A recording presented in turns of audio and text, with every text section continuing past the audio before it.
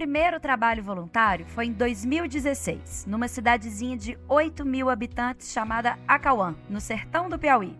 De cara eu já fui apresentada ao empreendedorismo social e fiquei maravilhada. Ou seja, já aprendi rapidinho que para haver transformação é preciso planejamento, estratégia, visão.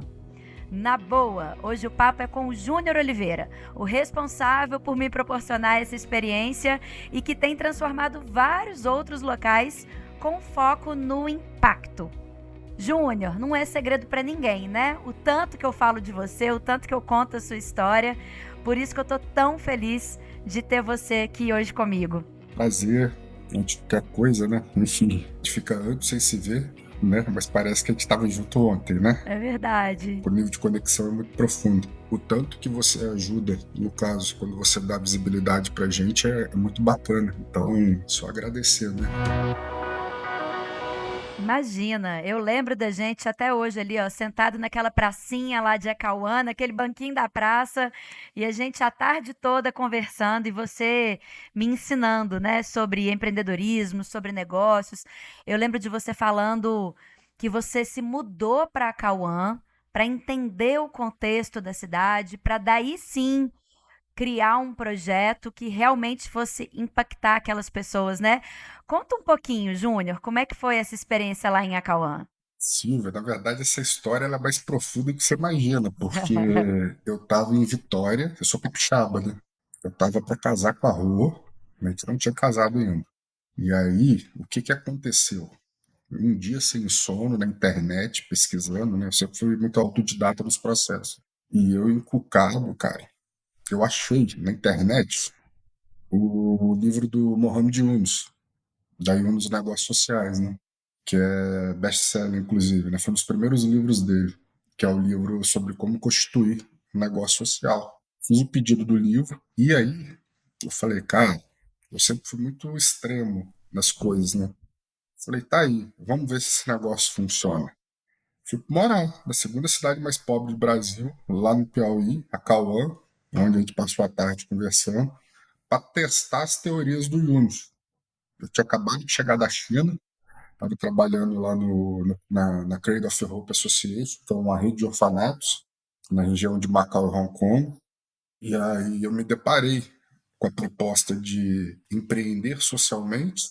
Foi a primeira vez também que você escutou falar sobre empreendedorismo social? Sobre empreender socialmente, não. A temática do empreendedorismo social ela é antiga, né? Ela é de 1984 para a Choca.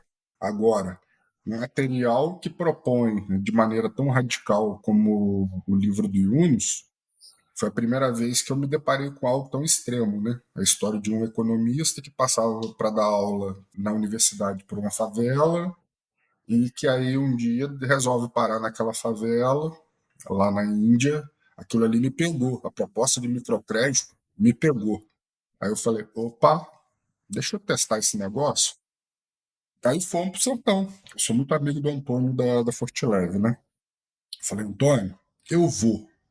Ele, eu duvido. Ele apostou. Você sabia dessa? Não. Afinal, não é todo dia que alguém bate na porta do cara e fala: Eu posso ir para a segunda cidade? Como é que é? Com menor IDH, é isso? Não, a história ela é pior do que você imagina. Nessa época, eu estava trabalhando com refugiados em Vitória, tinha acabado de estourar a guerra da Síria. A Dilma, na época, tinha acabado de emitir aquele decreto, começou a chegar refugiado de tudo quanto é parte de Vitória para gente. Tava eu e a Rô numa Kombi, dirigindo, resolvendo o BO de refugiado, numa Kombi velha, Rosângela dirigindo. Doutor Gustavo Góes, um amigo meu, advogado, que é o advogado do terceiro setor da Fortileve, ele me liga, tá onde? Aí eu tô em cima da terceira ponte, ali entre Vitória e Vila Velha, prepara para rir, hoje é de dar risada. Porque são histórias reais, mas assim, aí ele, cara, tô em cima da terceira ponte, ele, como? De moicano, tinha feito moicano, camisa da mais toda rasgada, eu era líder de manutenção da base. Então eu tava sujo de graxa, bermuda, e a Rosângela dirigindo a Kombi. E essa Kombi, cara, ela é muito velha. Aí ele, bicho, você não tem jeito. Eu falei, tenho não. Eu sempre fui muito operacional, você sabe disso. Então, assim, ele vem aqui na Fortileve. Fazer o quê? Um dia anterior, eu tinha saído para jantar com ele. E aí eu contei desse processo todo que a gente está conversando aqui. O que que é a Forte Leve, Júnior? Fortileve é a maior fábrica de produção de caixa d'água do Brasil. Só que a sede dela é em Vitória. São 9 indústrias. Aí ele vem aqui na Fortileve. Aí eu fui lá no pátio industrial, né? Lá do Civite, lá na Serra. Quando eu cheguei lá, tava rolando reunião de conselho. Devia ter umas 30 pessoas na mesa. Todos os CEOs das 9 indústrias, todo o conselho da empresa. Aí, Silvio, eu sujo de graça, bermuda, aí todo mundo olhando o que esse ser humano está fazendo aqui. Só que aí, antes de migrar para o terceiro setor, eu fiquei 10 anos na iniciativa privada, no setor de publicidade. Isso eu lembro que você falou de publicidade, eu falei, olha, temos algo em comum. Achava que era só uma coisa em comum, né? Depois que a gente foi descobrir que tinha muito mais. Quando tá todo mundo me olhando com aquela cara de nojo, assim, eu falei, eu amo isso. Aí ele, passar a palavra aí pro doutor Gustavo, aí o Gustavo de terra, cara. Ele, meu irmão, eu lembro como se fosse hoje. O Gustavo estava branco, ele, Antônio, aquela questão lá do Nordeste, o que tinha acontecido por trás? Só te contextualizando. Na gestão da Dilma, tinha sido aberta uma concessão para construção de cisterna no Nordeste. A Fortileve ganhou. E o Antônio, ele começou simultaneamente a construir em povoados rurais, mas simultaneamente ele começou a ficar apaixonado pela problemática social do sertão e ele não sabia como resolver. E ele estava começando a juntar uma grana para portar. Moral da história, não tem aquela parada que quando você está no lugar certo, na hora certa, é coisa divina, mano, não tem explicação, para mim é divino. Então, assim, Antônio, esse menino aqui, ele tem a solução que você está pedindo. Aí ele, ok, passa a palavra para ele. Silvio, o sistema de apresentação da reunião era da Dell. Eu tinha levado o iPad. Não tinha como eu colocar a apresentação. Aí eu falei, ó, galera, vai no bico mesmo. 5 minutinhos de alegria. Ó, o projeto é esse, é esse, é esse, é esse. Aí eles olharam um para os outros, eu tô vendo eles cochichando no ouvido. Eles estavam apostando quanto tempo eu durava no sertão. O Antônio apostou 48 horas. Essas 48 horas viraram quase 5 anos. E aí fui parar no sertão. Eu fiquei quase 5 anos em processo no Instituto Água Viva, né? Eu fiquei 3 anos no sertão e 1 ano e meio trabalhando no escritório administrativo, porque depois eles me contrataram. Primeiro eles me financiaram no processo de aceleração da Boutique de Sonhos. Aí eu fiz arquitetura financeira para o Wellington no Balé da Clarice, que você conheceu também. Fiz arquitetura financeira para o programa de luthieria do Andrei. Nessa brincadeira, eles me recrutaram como coordenador de projetos. Aí eu assumi o pilar de renda, o pilar de educação, o pilar de saúde e de educação complementar. E fiquei tocando todos os projetos na Bahia, no Piauí e no Pernambuco. Ganhei uma L200 Triton para ficar rodando. Ganhei R$ 2.000 de verba semanal. Cara, colapsei, burnout, tudo que você imaginar. E tirei o Alisson lá do Haiti, que é um amigo meu, para trabalhar junto comigo. Ainda recrutei mais um. E aí ficou eu e o Alisson. Montei um time só de psicopata, sacou? O Alisson ele chegou. Mas me conta uma coisa, já que você tá falando aí, peraí, tudo começa lá atrás, né? Onde que foi a virada da publicidade, igual eu e você, a gente trabalhou em agência e tal. O que que foi a virada de não quero isso, vou trabalhar agora numa outra pegada, vou pro social? Cara, não tem como. Eu tava olhando ontem, Silvia, por exemplo. Hoje eu tenho um call às 2 da tarde com o Jeff do Prototipando a Quebrada, aqui de Florianópolis. Branding para negócio de impacto é essencial. Marketing de conteúdo é essencial. Um funil de conteúdo coerente a partir do LinkedIn. Não tem como você pensar em mobilização de parceiros, captação de recursos, sem um posicionamento coerente dentro da área de comunicação. E aí, para piorar, né? Eu sou daquela velha escola, né? Na época que você estudava e se formava em comunicação social, né? Tem hora que a gente é RP, tem hora que a gente é jornalista, tem hora que a gente é publicitário, tem hora que a gente é marqueteiro, né? Então, assim, eu, na verdade, eu fiz um diálogo entre a profissão de comunicador e eu falei, cara, dá para fazer coisas iradíssimas. Então, assim, Se você for pegar a boutique de sonhos, ela tem um pouco de experiência do cliente através da arquitetura, que é a formação da Rosângela, a qualidade dos brinquedos. Mas se você olhar toda a cadeia de comunicação, fui eu que fiz como processo de fazer releitura em xilogravura de cordel, algo extremamente cultural, no Nordeste, daquele jeito. Eu construí com um brother meu. Não, eu acho esse projeto assim, eu falo, gente, eu tive muita sorte, porque de cara, na minha primeira experiência, eu já fui apresentada assim para um projeto, e olha que depois disso eu já conheci muito projeto, e mesmo assim, esse ainda continua assim dos tops para mim, para quem está nos escutando, né? A Boutique dos Sonhos. É uma fábrica de brinquedos de madeira que vocês vislumbraram, projetaram e depois colocaram para funcionar e que mudou totalmente a realidade dessa cidade, né? Se você for observar, a boutique de sonhos hoje ela nem existe. Olha que interessante. Ela existe como a Cauã Instrumentos Musicais, com um jeitão. É aqui que começa a transição do Júnior comunicador para o Júnior empreendedor social. Hoje ela tem a cara e o jeitão, uma lógica de desenvolvimento comunitário, dos moradores de Acauã. Saiu a identidade visual do Júnior, saiu aquilo que o Júnior achava certo. Hoje está lá, está o Andrei tocando. Só que em termos de publicidade e propaganda, de posicionamento de marca, etc., tem a identidade deles. A Boutique dos Sonhos tinha muito deles também, Júnior, né? A gente tá falando aqui de dominó, que era de cactos, o jogo da memória, que era a manteiga de garrafa, a macaxeira, o bode. Você teve esse cuidado também. Esse cuidado de desenvolvimento comunitário de base reversa foi o que permitiu, por exemplo, hoje a marca, por exemplo, ser a Cauã Brinquedos. Ou seja, hoje tem uma identidade 100% sertaneja construída por eles, com o Andrei. Eu fiz o input inicial, rodei uma escola de desenvolvimento comunitário, detalhe, todos analfabetos na época. Aí eu tive que pegar todo o conteúdo escrito e transformar em conteúdo visível. Tive que fazer desenho, Silvio. A partir desses inputs, alguns começaram a estudar. O Dó, que você conheceu, lembra que ele era um analfabeto? Hoje o Dó é técnico em agricultura. Saiu de analfabeto para técnico agrícola. O processo de alfabetização dele foi através da Elaine, a gente recrutou uma professora. Então, assim, a gente entrou, resumindo, né, a teoria do Yunus, implementei. Primeira coisa que eu observei, cara, alfabetização. Aí trouxe a Elaine, bati na tecla, o método Paulo Freire usa. Aí ela usou os brinquedos para poder ensinar, junto com a dinâmica de conteúdo bíblica, né? Aí alfabetizou. Rodei uma escola de desenvolvimento comunitário, comecei a trabalhar algumas coisas como educação financeira e etc., e fundamentos basilares para a construção de uma vida empreendedora, né? O detalhe, eu poderia aportar, porque estava dando muito lucro, né? Cerca de 700 a R$ 1.000 por mês. Só que eu abaixei para 400 a R$ 500 para não afetar a economia da cidade.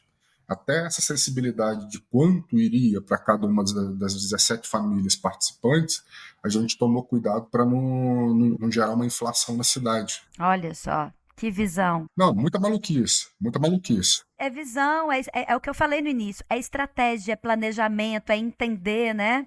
Eu lembro de você falando assim: ah, o nordestino tem esse estereótipo de preguiçoso, mas depois que eu vim pra cá, ninguém tinha me contado que os caras acordam 4 horas da manhã e que eles dormem no sol de meio-dia porque é o sol rachando na cabeça deles. E que 4 horas da tarde, quando todo mundo está saindo do trabalho, eles estão voltando e eles ficam lá até tarde. Ou seja, eu lembro de você me falando tudo isso. Parece muito óbvio, Júnior, igual você falou da questão do empreendedorismo social, se foi a primeira vez que você teve o contato, você falou, não, isso foi muito antes. O que eu senti com você e com o nosso papo, que você furou minha bolha de todos os lados. Você me abriu um mundo que, sabe, quando eu falei assim, Silvia, acorda, sai da sua zona de conforto, porque olha o mundo que tem aí pra gente descobrir, a gente vê formas diferentes de atuar e de se viver também, né? É, porque assim, é muito fácil falar do sertanejo, né? Meter a pancada no sertanejo. Detalhe, a minha escola de retenção e consolidação de banco de voluntariado foi o Sertão. Por quê? Cara, 6 horas da manhã eu estava dormindo. E eles estavam chegando na fábrica, sendo que 4 horas já tinha levantado, já tinha tomado café. 6 horas é o meio-dia de trabalho deles. E aí, quando eu estava chegando na fábrica, Eles estavam, na verdade, saindo para fazer o cochilo de meio-dia, e aí, quando lá à noite era só lazer, era, ou as atividades relacionadas à alfabetização. Então, assim, o dia no sertão funciona de um jeito diferente. Aí, uma coisa que eu sempre falo, né? Cara, quem construiu o Sudeste? Nordestino, sertanejo. Quem construiu São Paulo foi sertanejo. O brasileiro não sabe, cara, mas ele tem uma dívida histórica com o sertanejo. O morador de São Paulo, o morador do Rio e o morador de Belo Horizonte, Espírito Santo, eles têm uma dívida com o sertanejo.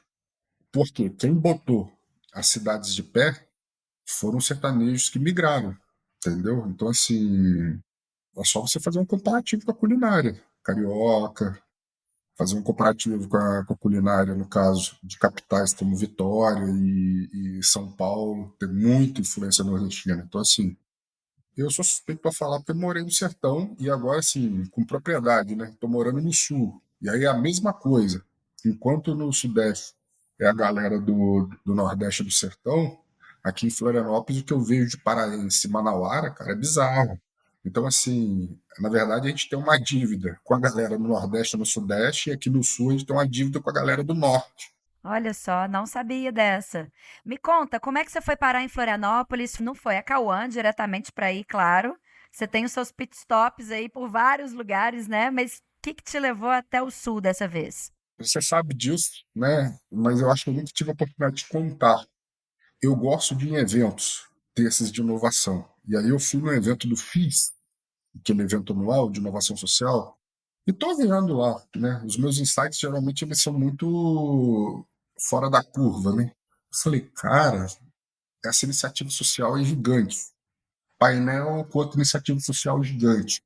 E aí eu peguei o programa e comecei a olhar. Falei, cara, cadê as pequenas? Cadê as invisíveis? Eu falei, cara, se ninguém quer trabalhar com elas, eu vou transformar isso em missão de vida. Moral da história, eu já tinha conhecido o Movimento Invisível em Nova York, quando eu morei lá. Fiz contato com o André Solé, do SP Invisível. Falei, cara, eu sei que você está em processo de implantação da rede BR Invisível. Deixa eu abrir uma unidade em Vitória, de maneira piloto. Aí abri. Começamos a trabalhar com travestis, na época, população em situação de rua, garotas de programa e pessoas em situação de prostituição oriundas de tráfico humano. Só que aí eu recebi o convite para ir morar em Florianópolis.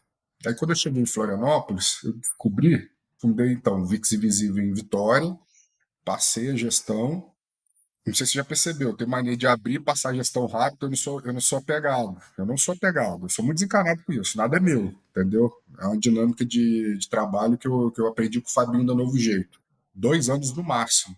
No máximo. Eu já abro construindo uma cadeia de transferência de liderança. Que inclusive eu já ia até te perguntar isso mais pra frente, mas já que você falou isso, na hora que você falou assim, a Cauã mudou, agora não é mais os brinquedos, é instrumento. Você falou de uma forma muito tranquila. E é de boaça pra você mesmo, né? Assim, você vê que as coisas mudaram, que não tá do jeito que você tinha planejado. Acho que pra trabalhar no social é isso, né? Não, só serve se for dessa forma. Não tem espaço para ego. Eu não acredito. Ego é uma coisa que tem que morrer contigo se você adentrar o social. Eu acredito numa cadeia de liderança extremamente horizontal. Foi a primeira coisa que eu aprendi. Então, assim, o Fabinho ele sempre me ensinou, mano, abre projeto, mas já abre o projeto, isso eu tomando café com ele num posto lá em Recife, 7 horas da manhã. Bebê a cara do Fábio, né? É, Eu é. e ele num posto com a rua, aí ele, cara, a máxima é o seguinte, ó, pro resto da vida. Ele falou, brother, abriu, levantou, ok, posicionou alguém, treinou, toca governança e vai construir um ecossistema. Então eu aprendi a construir ecossistemas, é só pegar a história de Fábio. Começou com a Novo Jeito, depois Transforma Recife, virou Transforma Brasil, Porto Social, hoje é Rede Muda Mundo.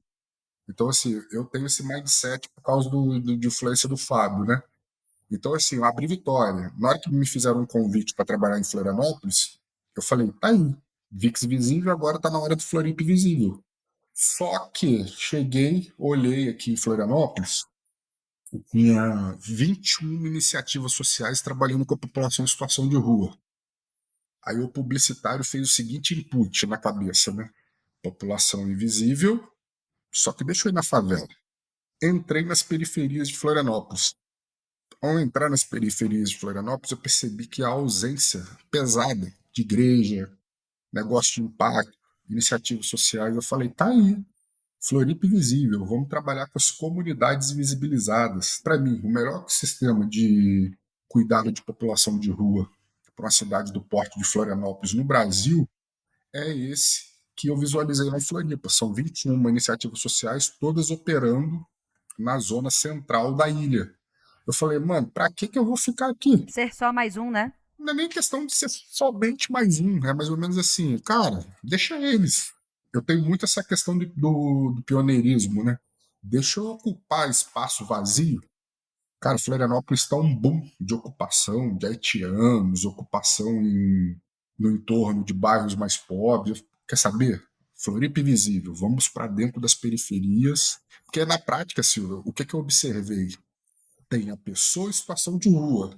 Só que aí eu tenho um morador que ele literalmente ele tá morando dentro de uma periferia, num barracão de madeira, com nada dentro. Tão igual ou pior do que aquele cara que tá na rua, né? Só que aí o que acontece? Olha só, pra gente refletir e quem tá ouvindo também.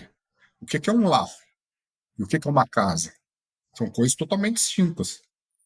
Um lar tem afeto, um lar tem qualidade de vida, um lar tem ética, tem dignidade. Uma casa pode ser muito bem um barracão de madeira vazio.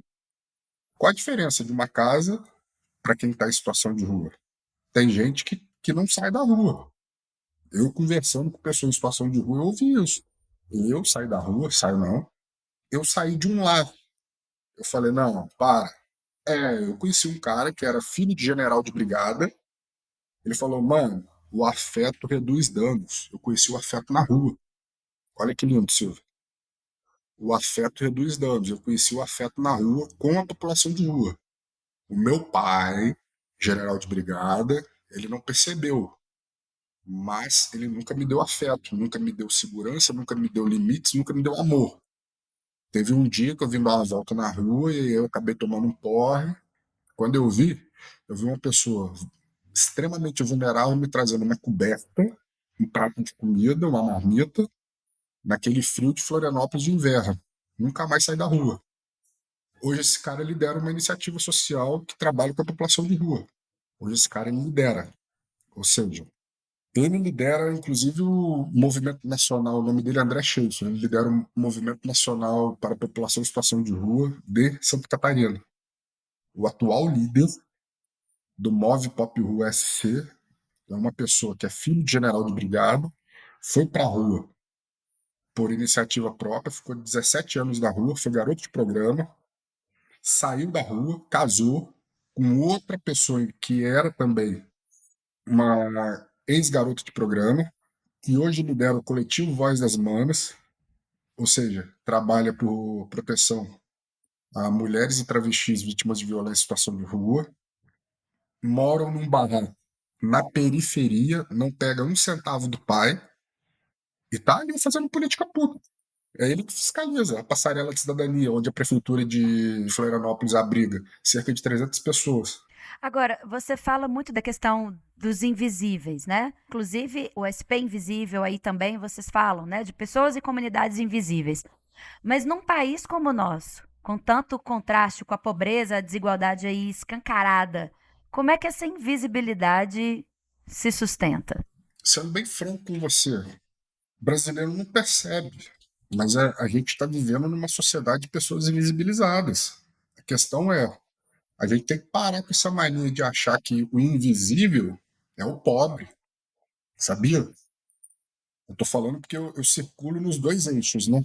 Eu, simultaneamente, para poder levar e captar recursos para quem é vulnerável fisicamente, eu tenho descoberto, dentro desse processo, que tem muita gente invisibilizada nas suas mazelas, dentro de hubs de inovação, dentro da iniciativa privada, a gente viciado em remédio, a gente viciado em droga de classe média alta. Então, assim, o Brasil, na verdade, nunca teve tão agressivo como sociedade. Então, assim, a teoria de que o Fábio sempre trabalhou, né, de mobilização das duas pontas, ligar os ricos aos pobres, os pobres aos ricos, É algo extremamente saudável. Aí vem minha segunda missão de vida. Eu acredito no poder do voluntariado, porque o voluntariado cura, entendeu? Então, assim, às vezes, o camarada ele agradecer que tem uma lâmpada em cima da cabeça, que ele tem comida na geladeira, que ele tem chuveiro quentinho, às vezes precisa conexão com aquele que ele diz que é invisível para ele descobrir que ele é invisível. E aí ele vai procurar ajuda no psicólogo, no psiquiatra, porque às vezes ele chega na comunidade, ele se depara com uma dona Neide da vida, que é a líder da cozinha comunitária. Aí ele faz a pergunta para dona Neide: Dona Neide, teu sonho de vida? Aí ela responde com a maior tranquilidade do mundo: está olhando para ele.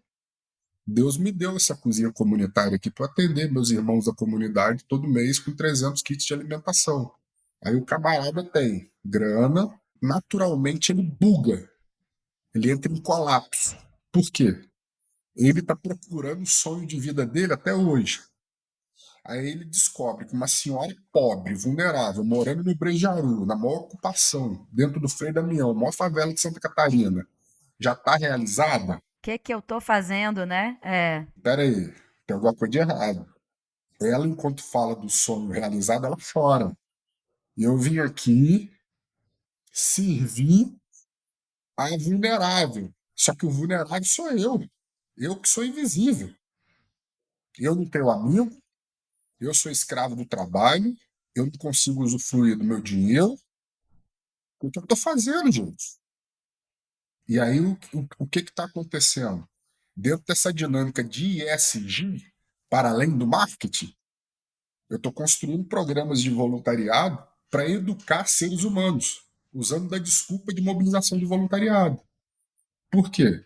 As empresas me procuram e aí, depois de 3, 4, 5 meses, eles acabam percebendo que a aproximação comigo e com os projetos que eu tenho tem feito bem para os funcionários e colaboradores dos seus ecossistemas de iniciativa privada. Eu tenho repensado a dinâmica do ISG dentro dessa dinâmica da invisibilidade, porque, tipo assim, não tem condições, cara. É muita gente doente se conectando a projetos sociais e a negócio de impacto, não pelo lucro, mas sim buscando ressignificação pessoal. E uma coisa que eu estou percebendo, já que a gente está em Florianópolis, né? Florianópolis hoje é o vale do silício da inovação social, já que tem 57 empresas produzindo tecnologia e impacto social. Cara, um distanciamento da dinâmica da periferia, da dinâmica de quem realmente é invisível. Ou seja, tem muito negócio de impacto que, na verdade, está simplesmente produzindo grana. Mas a paixão, a compaixão e etc., as coisas que são defendidas pelos livros de Yunus, pelas teorias de início lá na década de 80 do empreendedorismo social, estão extremamente distantes. E aí, uma coisa que tem me enchido de orgulho, assim, né, no bom sentido, eu tenho ajudado o Impact Hub e a galera conectada à inovação lá em Floripa a reacender essa paixão. É o que move, né? O que realmente deve mover. É, porque é muito distante, né? Então, assim, exemplos básicos, não falando mal, mas a gente pega negócios de impacto no âmbito ambiental, é o escritório de contabilidade e o core operacional dele é não usar papel. Ok, bacana, é o máximo. Não estou falando mal, você está me entendendo, né? Ok, produz, não polui, show de bola, tá. Mas e a cidade? Além de não sujar a cidade, não produzir resíduo, será que não dá para ir além, não? Aí eu estou começando a procurar coisas mais inovadoras, assim, né? Ontem me procurou uma gestora de captação, essa mulher é uma águia no Espírito Santo. Ela, Júnior, me ajuda. Eu quero sair do mais do mesmo. Aí eu fiz alguns inputs com ela, né? O que você acha de agroecologia? Ela, como assim? Você está me falando que tem um monte de produtor de café gigantesco no interior do Espírito Santo, mas será que não dá para a gente rodar um piloto de agroecologia? Fazer uma fazenda de café 100% sustentável? A gente quebrar, inclusive, o ciclo da família do meeiro de café? Eu falei, vamos fazer um projeto de regeneração territorial, onde a gente pega aí o meeiro, que é invisível, quantidade de gente que migra da Bahia para o Espírito Santo para colher café. Eu falei, cara, por que a gente não trabalha com os adolescentes e os filhos para eles saírem do ciclo do pai e da mãe? Aí ela, e qual é o rebote disso? Eu falei, ué, se um subir, ele vai puxar o primo e vai puxar os netos. Aquela família não colherá café mais. Pô, imagina a gente dentro dessa proposta de ocupação territorial e regeneração territorial das fazendas, a gente fazer um programa de audiovisual, formando produtores de audiovisual, fazendo uma seleção, mandando kits com um bom telefone, todos os apetrechos necessários, ensinar eles a participar de mentorias online, para eles começarem a produzir material audiovisual e eles começarem a fazer renda através do audiovisual. Estou falando de filhos de meio, eles contarem a história dos seus territórios no quintal de café. E esse conteúdo ser reaproveitado no museu do território. Então, assim, ô Silva, é uma sociedade visível. A gente tem meieiro, não é o perfil clássico da pessoa em situação de rua, entendeu? É aquele que a gente olha ali e acha que tá tudo bem. Ah, tá, tem uma condição mais simples, mas tá tudo bem. E não. Não, cara. Eu sei que só passa na televisão São Paulo, 40 mil moradores em situação de rua, no centro de São Paulo quebrando tudo. Ok, mas antes dele chegar ali, aconteceu alguma coisa. Eu tô dando essa volta toda aqui para chegar nesse ponto. Até o cara chegar no centro de São Paulo, algumas coisas aconteceram. É aqui que eu tô falando. A invisibilidade, ela acontece antes. Antes, bem antes. Então, assim, se a gente não começar a olhar o Brasil como uma sociedade de invisíveis, entendeu? Mas você falando dessas duas, vamos dizer, desses dois polos aí, né? Igual você falou, transita aí por dois mundos.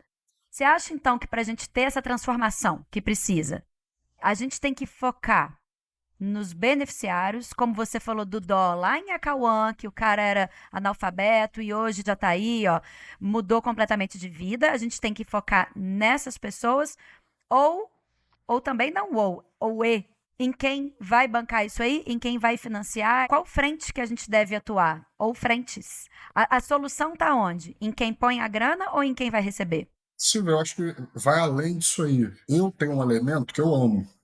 Minha maneira de pensar, ela passa pelo prisma do apartidarismo, né? Eu não sou de direita, eu não sou progressista, eu não sou de esquerda. Então, por exemplo, eu não tenho problema nenhum em olhar para a operação da passarela da cidadania como política pública, só que, simultaneamente, eu não concordo. Ok, mas por que, que eu não apoio?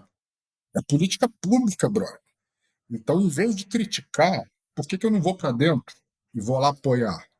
Ponto um, poder público. Ponto 2, iniciativa privada. Esse programa da iniciativa privada de responsabilidade social só enxuga gelo. Ok, irmão. Vai ser voluntário no programa e tenta alterar a cultura. Iniciativa privada. Pô, esse negócio de impacto que eu falei, só imprime papel, show de bola. Mas por que que eu não vou e conecto com a pessoa e tento abrir o campo de cosmovisão dela para ela tentar fazer mais impacto? 3, por que que eu não aparelho iniciativas sociais igual... Olha, eu estou fazendo isso com várias lá em Florianópolis. Cara, deixa eu ver sua documentação. Nesse exato momento, eu estou fazendo isso em 2 iniciativas sociais que fazem um impacto tremendo. Problema: captação de recursos. Arrumei consultor para eles, mano, de graça. O meu trabalho é ser invisível. O ponto é, por isso que eu bato na tecla, não tem espaço para ego. Qual o problema que para mim tem sido central, Silvio? Nem sempre quem fala que está engajado com a causa está engajado. Porque se ele realmente tivesse engajado, ele daria um passo atrás, inclusive no que tange exposição. E seria mais útil. Às vezes o cara, como aquilo não serve à marca dele, ele acaba se distanciando. São poucos que fazem, por exemplo, o que você faz, que faz o que eu faço. Então, assim, a solução, na verdade, é o quê? É a gente repensar a cidadania à luz de deveres e direitos, à luz da Constituição, e começar a chancelar o trabalho do CAPES. Eu não concordo. Bacana, irmão. Tem várias comissões dentro da prefeitura que você pode se posicionar como cidadão, que é de graça. Eu fazia isso em Vitória, cara. Eu ia para a comissão de política urbana e fechava o pau. ficava amigo de vereador e, meu irmão, era um laço. Ninguém gostava de mim. Entendeu? O Thiago Matos da Perestroika fala, né, que ele não tem muito amigo dentro da política, pelo menos o sono dele é um sono sossegado, né? Eu amo essa frase do Thiago Matos da Perestroika, né? O que fundou a Perestroika, da Aerolito. Ou seja, cara, eu não sou obrigado a ficar amigo de vereador, não, cara. Eu tenho que fiscalizar ele. Pelo menos eu vou dormir, né? A galera que E tá tudo certo. É a nossa função, né? É a nossa função, é pegar a responsabilidade pra gente. é direito, é dever, tá na Constituição. O problema, todo líder comunitário fica amigo de vereador se corrompe. Então, assim, tem sempre os dois polos, como a gente está conversando, né? Qual é o ponto? O ponto chama-se educação autodirigida. O brasileiro ele sai do ensino médio sem isso. Isso que a gente está conversando aqui passa muito sobre isso. Então, assim, tem hora que eu vou ter que sair. Exemplo básico, a UDESC está querendo financiar um programa do CAD de agroecologia. Eles me perguntaram, cheio de dedo, Júlio, você esquenta do Floripa Invisível não aparecer? Eu falei, não, mano. O que eu quero é ver o programa rodando dentro do Frei Damião. Bota a gente como apoio, e se não quiser, não bota. E ponto final. O negócio é fazer, é acontecer, né? Qual é a parte difícil de entender isso? Aí você vai conversar com o líder comunitário, você vai conversar com o negócio social, mas tem que me dar um retorno, nem que seja institucional. Pô, irmão, Empresa, então, segundo setor, então. Vamos fazer, mas minha marca vai aparecer como? Mas eu vou fazer o quê? Mas como que. Ainda tem. Ok, ok. Eles têm que aparecer, eles estão ali pondo a grana deles, tem o lucro sim envolvido e tem que ter. A gente tem que também parar com esse negócio romântico, né? De vamos abraçar a árvore. Não, ok. Eu sei que é negócio. olha só, o simples fato, o que o brasileiro, no caso, ele difere do americano? É bacana a gente estar conversando porque você é embaixadora da Cruz Vermelha. Exemplos básicos, né? Tu já viu onde está o prédio da Cruz Vermelha lá nos Estados Unidos? Nos Estados Unidos, não. Lá em Washington, o vizinho da Casa Branca é o prédio da Cruz Vermelha. Porque em Genebra tá de frente para a ONU ali, ó, grandona. Genebra está de frente para a ONU. Então tem uma mensagem subliminar aqui, que é a cultura de generosidade. Dinheiro é advento, é consequência. Então, quando você fortalece um negócio desse, uma iniciativa desse, vai ter uma hora, cara, que eles vão devolver na mesma intensidade. Então, assim, às vezes eu vejo aquele cara que muito quer só para ele, entendeu? Ele perde inúmeras oportunidades de network porque ele só quer jogar o jogo dele. Então, assim, tem hora, cara, que o nego me chama aqui, quer ver? Um exemplo básico, né? Eu já fortaleci tantas vezes a moradores de rua e seus cães, que agora quase em todas as mobilizações que eu crio, eles entram com patrocínio da PEX dentro. E eu não pedi. Ou seja, toda a parte de financiamento de VET, a PEX vem com eles. Aí semana passada eu mandei uma mensagem para Estela, a líder, né? Eu falei, cara, do patrocínio da Colgate, eu tenho umas caixas aqui que eu vou mandar para você. Aí ela, pô, demorou. Só que é natural, senhor. Porque ela tá com uma ação agora, semana que vem, do Dia das Crianças, né? Falando em ação de Dia das Crianças, outros polos que eu queria debater com você. Você estava falando aí, você já falou de enxugar gelo, agora é Dia das Crianças. Você tem essa visão muito estratégica de impacto, de planejamento, mas por outro lado, a gente tem um assistencialismo que ainda precisa ser feito. O básico, infelizmente, ainda precisa ser suprido. Isso te incomoda? Quando você pensa assim, ó, pô, tem aquela visão, dá para fazer mais, igual você tá falando, pô, dá para fazer muito mais, vamos pensar em regeneração, né? E de repente você se vê, entre aspas, obrigado a fazer o assistencialismo. Isso te frustra? Como é que você lida com isso? Não porque eu não me vejo obrigado. Sabe por quê? Como no caso, a minha escola é o desenvolvimento integral, para você ser da escola do desenvolvimento integral, você tem que estudar o emergencialismo e o assistencialismo. O que eu fiz? Eu pivotei a operação do emergencialismo e do assistencialismo para gerar educação para a iniciativa privada e para voluntários e comunidade.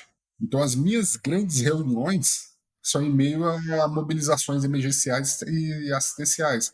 É onde eu mais desenho projeto de longo prazo. Resumo da ópera.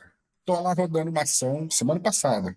Estou lá rodando o Manezinho Invisível, Dia das Crianças, e aí eu estou lá. E eu estou só observando os voluntários de colete de uma empresa gigante, tudo com lágrimas escorrendo. Colei. E aí, tudo bem? Cara, o trabalho de vocês é mágico. Eu falei, pô, é que você não tem dimensão do que a gente está desenhando aqui pro ano 2024. Cara, a gente é parceiro em tudo. É mesmo? Então tá. São projetos de longo prazo, hein? Tá preparado para passar os próximos 3 anos aqui? Então, assim, o problema é a ausência de estratégia, como você mesmo disse, dentro da dinâmica do assistencialismo e do emergencialismo. Fora que, assim, Silvio, exemplos básicos, né? Eu vou fazer uma ação agora no Natal, que o objetivo, literalmente, é o autocuidado emocional do voluntário. A minha ação de encerramento do ano, que é o Natal Invisível, eu uso a dinâmica dela para fazer um churrasco dentro da cozinha comunitária lá do Brejaru, mas na verdade o grande, o grande finale do dia é uma mesa, é uma ceia entre voluntários do núcleo da periferia, coisa que eu gosto de acelerar, né? Eu faço questão. Eu tenho um núcleo de classe média alta e eu tenho um núcleo da comunidade. Eu boto todo mundo para sentar para comer junto. Mesa. Troca de narrativa, troca de experiência, e dali começa. Troca de telefones, né? Só que ali começa. A troca de telefone entre o cara da classe média alta com o morador de periferia. Dali acontece uma série de coisas que eu não tenho controle, mas são coisas positivas. Desde emprego, relacionamentos. Ou seja, é usar o assistencialismo até como estratégia. É a porta de entrada, é o trampolim. A gente tem que parar de bater. É só a gente ser intencional, entendeu? Vamos pegar o caso aí da nossa amiga Mariana. Começou com uma açãozinha dela lá onde você foi. Hoje tem expedição médica lá da Karina Oliane. Como que médico vai chegar lá na Serra do Inácio? Se não fosse a Mariana para abrir lá com revitalização da boutique. Entendeu? O Hélio tá lá, até hoje não tem relação. Todo ano rola várias viagens seríssimas, patrocínio da Mitsubishi, patrocínio da Avon, patrocínio de não sei lá quem, e, cara, estão lá, estão construindo coisas seríssimas na área de saúde, entendeu? Mas começou com uma revitalização da boutique de sonhos de parede, onde foi investido somente R$ 10.000. Hoje em dia, a iniciativa privada varreu a Cauã através da Mariana e da parceria dela. Eu não me conectei com ela, o Hélio ficou amigo dela e da Karina, mano. Às vezes a gente só precisa ser ponte, Silvia. Só ponte, mano. Eu entendo totalmente a minha missão como ponte, porque como eu vou conversando com muitos projetos, e aí é impressionante, a gente está conversando aqui, se você falar para mim daqui a pouco, pô, e aí eu preciso de um ar-condicionado na minha sede, é incrível, Júnior. Aí hoje à tarde eu vou conversar com alguém que vai falar assim para mim, pô, eu tô com um ar-condicionado sobrando, sabe? Aí eu falo assim: hã? Você tá falando isso pra mim mesmo? Você escutou hoje o que que eu falei de manhã? Você tava comigo? Você tá brincando? Aí que eu vejo assim: caramba, quantas vezes a gente já não fez isso, né? De linkar, de pegar um braço, pegar o outro e falar assim: aqui, ó, vocês dois precisam andar juntos, né? Dentro dessa dinâmica do vamos andar juntos, assim, hoje em dia o aplicativo que eu mais uso é o Mindmaster, aquele de mapa mental, para eu ver como é que eu conecto as pessoas, entendeu? Eu vou abastecendo aqui. Eu tava com ele aberto hoje aqui. Tinha umas 3 versões abertas aqui. Um para o evento de março. Ó, a minha esposa fala um negócio muito sério comigo, né? A Rosângela tem um papel essencial na minha vida no que tange. Cara, você não muda, né? No final, por quê? Tem muita gente que acaba passando por cima de mim, sacou? Você é muito idealista. Eu falei, graças a Deus. O bom é que você sabe que você vai quebrar a cara. Vou, não tem problema não, faz parte. Então, assim, sou muito desencanado. Que dica que você daria, então, para quem tá aí pilotando um projeto, para quem tá envolvido com um projeto? A gente escuta tanto, né, Júnior? Rema, rema, rema e não chega na praia, a falta de captação de recurso, a falta de recursos mesmo. Geralmente, quem está envolvido com o social tem um coração gigantesco, mas é preciso sim ter essa visão aí, ó, estratégica, esse planejamento. Quais dicas que você daria? A primeira delas, se você faz um processo de diversificação de receita, você adota um comportamento um pouco mais autodidata. Então, você vai pesquisar mais. Por exemplos básicos. Na pandemia, conforme você mesmo disse, ela fez isso de maneira extremamente pedagógica. Então, por exemplo, a galera que, no caso, estava refém de fundos federais, FIA, Fundo de Cultura, Lei Rouanet, teve que aprender a desenvolver produto e serviço. Exemplo um. Então, assim, diversificação de receita, para mim, é um negócio que, como é dinheiro, e o ser humano gosta de dinheiro, e ele precisa de dinheiro, ele te força a ir para a internet. Aí você vai começar a ficar mais esperto no LinkedIn, você vai começar a pesquisar mais inovação social, mais tecnologia social, mais modelos de colaboração e networking, mais possibilidades de investidores anjos. Você vai começar a pesquisar novos fundos de investimento fora do Brasil, fundos internacionais, novos modelos de construção, de captação de recursos, seja através do voluntariado corporativo, seja através, enfim, de certificações. Então, assim, primeiro, diversificação de receita. Dois, repensar modelos de liderança. Por quê? Cara, eu vejo ainda que a galera está muito presa ao modelo tradicional. E eu, por exemplo, nesse exato momento, eu estou morando numa cidade de 1.000 habitantes com meu time lá em Florianópolis. Então, assim, será que não dá para a gente repensar para ter o melhor do comportamento do voluntário ou do membro do negócio de impacto? E aí repensar alguns temas como monitoramento e vigilância e começar a conversar com ele sobre resultado e deixar ele trazer os inputs dele para ter uma dinâmica de liderança um pouco mais horizontal, Delegar, né? vai além do delegar. Cooperar, É deixar o ser humano colaborar, colaborar. Então, assim, receita, colaboração, mas, de novo, para além do marketing. Vou bater nessa tecla. Eu estou dentro da CAT, onde sai tudo isso. E aí eu estou vendo que no discurso é lindo. Só que aí eu estou fazendo propostas radicais lá dentro de colaboração mesmo, diversificação de receita mesmo, ir para a periferia mesmo. Então, assim, terceiro, uma atualização, Silvia, dentro de tudo isso que a gente conversou. Então, quem é o vulnerável do Brasil hoje? A pesquisa do IPEA, pós-pandemia, rasgou o perfil da pessoa em situação de rua. Não é o adicto em crack. São 6 tipos de pessoas, inclusive pessoas que quebraram financeiramente. Então, assim, eu acho que o terceiro elemento soma o quarto, pesquisa. Precisa fazer uma atualização. E aí vale para a igreja, para a agência missionária, para negócio de impacto, para iniciativa social. A gente precisa repensar a estrutura operacional, cara, fazendo pesquisa. Urgente. É aquilo que a gente estava conversando mais cedo. A gente sabe da problemática da barragem, a gente sabe da problemática da chuva. Então, será que não está na hora da gente repensar o nosso papel dentro dessas causas? Perfeito, como sempre. Aprendendo muito com você. Eu vou te contar uma coisa vergonhosa. Não conheço Florianópolis. Ih, Mas agora eu quero ir para aí. Quero ir para aí te encontrar vocês. vem, Fazer mais uma ação juntos para a gente estar mais conectado aí de novo. De novo não, a gente sempre teve, né? sentar, sentar. Mas quero ir para aí.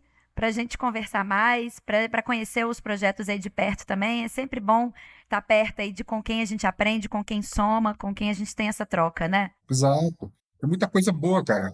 Como que tá essa vivência aí no Sul? Tá maravilhosa, porque aqui é uma lousa branca, Silvia. É diferente do Nordeste, é diferente de Sudeste. Aqui eu tenho percebido que eu vou salvar só o caso do Paraná, né? O Paraná ele tá anos na frente, né? Mas assim, Santa Catarina e Rio Grande do Sul, eu costumo brincar que é uma lousa branca.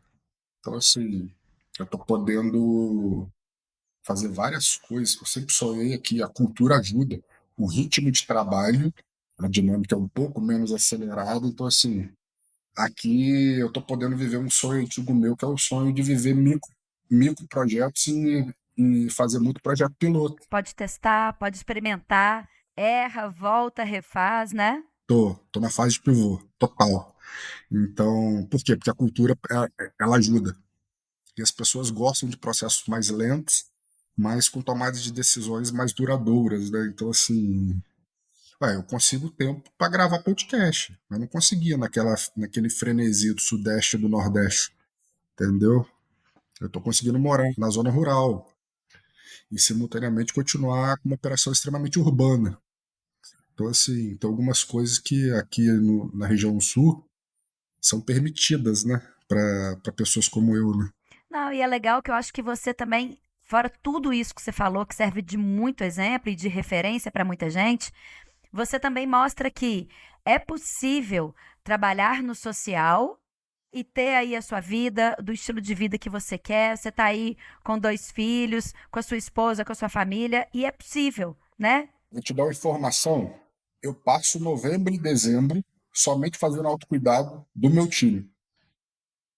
A prioridade agora de novembro e dezembro é o gerenciamento emocional, espiritual e físico do time. Eu passei a semana inteira doente e cobrando do meu time academia, psicólogo, psiquiatra. Então agora, novembro e dezembro, eu começo a desenhar o planejamento do ano seguinte e eu começo a pressionar mesmo para que todos tenham o mesmo cuidado que eu tive, que estou tendo. É inegociável para mim. Então, assim, Silvia, a quinta dica não é martírio, entendeu? A gente não está no Oriente Médio para viver martirizado. É no Brasil, bro. Então, assim, tem como sim, e deve ser assim. Senão você perde, por exemplo, a capacidade de ter compaixão, porque você está tão estressado que você não tem os afetos equilibrados para exercer misericórdia, compaixão no processo criativo de desenvolvimento de um negócio social. Então, o campo das emoções tem que estar muito bem organizado, cara. Para isso tem que ter qualidade, tem que ir na praia, tem que praticar esporte. Eu me descobri nessa área, né? A gente tem aí muitas coisas em comum da questão da profissional. Também formei em publicidade, agência de publicidade, depois Globo, depois. Né? E o que me alimenta, eu descobri que é isso: é trabalhar com comunicação literalmente social, causas humanitárias, divulgar aí as ações de impacto, mas a gente vai se deixando levar tanto, porque é tanta coisa que acontece, é tanta coisa legal, é tanta coisa para mostrar, é tanto projeto acontecendo, tanta gente precisando da gente, que se a gente também não fala, epa, peraí só um minutinho, a nossa chama apaga. Que eu tenho tido muito cuidado comigo, sabe? De às vezes pôr o pé no freio mesmo, para não deixar o que me move me parar. São 10h18 da manhã, né? Hoje vai ter feijoada de corinho, de porco, que meu sogro matou ontem, em plena sexta-feira. E depois de tarde eu volto trabalhar. Tô nem aí. Vamos comer feijoada, brother. Sextou. Maravilhoso. Júnior, obrigada pelo papo. A gente poderia ficar aqui, né, mais horas, horas e horas. Vou te chamar de novo para a gente conversar mais, para a gente falar mais sobre isso. Mas é sempre um prazeraço, aprendo muito com você. Eu tenho muita sorte de ter tido você ao meu lado aí no meu pontapé inicial e que bom que a gente continua caminhando juntos, viu? Quem quer falar com você, quem quer conhecer mais o seu trabalho, tudo que você tem feito, como que te encontra, onde que te encontra? Floripainvisível.org. O telefone do saque é o meu celular, mano. Não tem mistério. Entra lá, floripainvisível.org, clica no botãozinho do Instagram, segue lá e simultaneamente vai ter um telefone lá, que não é um WhatsApp automatizado. Eu sou direcionado por pessoas, né? Então, assim, clica lá no celular e me chama. Ô, Júlio, tudo bem? Você vai falar direto comigo, você vai falar com o robô, não. Pode ficar tranquilo. Maravilhoso. Muito obrigada. Um beijo nessa família linda que é muito especial para mim. Beijo pra Rô. E até muito em breve. Um beijão pros seus filhos, tá? Um beijão pro seu marido e a nós. Tamo junto. Um beijo pra ti. Valeu. E obrigada por quem tá nos escutando aqui também. Na Boa é assim, sempre com histórias, ideias e pessoas inspiradoras. Para mais conteúdos também, tem o Instagram, @SilviaCastroDC. Até o nosso próximo encontro.